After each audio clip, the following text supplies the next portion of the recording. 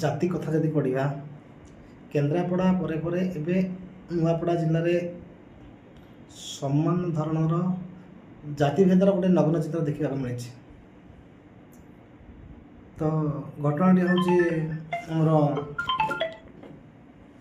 ନୂଆପଡ଼ା ଜିଲ୍ଲାର ସେଠିକାର ଜଣେ ଅଙ୍ଗନବାଡ଼ିର ସହକର୍ମୀ ଯିଏକି ସହାୟିକା ପାଚିକା ଅଛନ୍ତି ରୋଷେଇଆ, ସିଏ ରୋଷେଇ କରିକି ଦେଲେ ସେ ଅଙ୍ଗନବାଡ଼ିକୁ ଆସୁଥିବା ସମସ୍ତ ଉଚ୍ଚ ବର୍ଗର ପିଲାମାନେ କେହି ସେ ଖାଦ୍ୟକୁ ଖାଉନାହାନ୍ତି।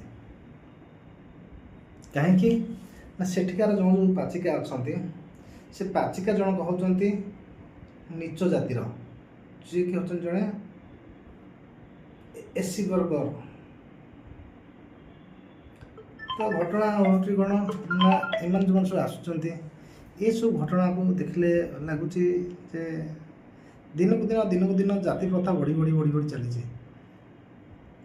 ଜାତି ପ୍ରଥା ବଢ଼ିବାର କାରଣ, ଜାତି ପ୍ରଥା ହେଉଛି ଗୋଟେ କ'ଣ ନା କ୍ୟାନ୍ସର ରୋଗ ସଦୃଶ। ଧୀରେ ଧୀରେ ପରିବ୍ୟାପ୍ତ ହୋଇ ଯେମିତି କ୍ୟାନ୍ସର ରୋଗ ସାରା ଶରୀରକୁ ନଷ୍ଟ କରିଦିଏ, ମଣିଷକୁ ଶେଷରେ ମୃତ୍ୟୁମୁଖକୁ ନେଇ ଆସେ, ସେମିତି ଏ ଜାତି ପ୍ରଥା ଧୀରେ ଧୀରେ ବଢ଼ି ଏତେ ବଢ଼ିଗଲାଣି ଯେ ଏତେ ମାତ୍ରାରେ ବଢ଼ିଗଲାଣି ପ୍ରତ୍ୟେକଟି ଜିଲ୍ଲାରେ, ପ୍ରତ୍ୟେକ ଜିଲ୍ଲା ପ୍ରତ୍ୟେକଟି ଗାଁ ଗହଳି ସବୁଠି ଜାତି ପ୍ରଥା ଲାଗି ରହିଛି।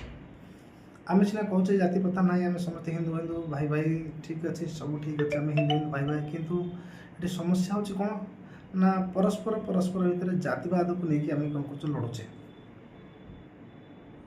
ତ ଏ ଜାତିବାଦର ଲଢ଼େଇ ଦିନେ ଏମିତି ଗୋଟେ ଉଗ୍ର ରୂପ ନେଉଛି ଦିନକୁ ଦିନ ଯେ ଆମେ ପରସ୍ପର ଭିତରେ କ'ଣ ନା କଥା କଟାକଟି ହେଇକିନା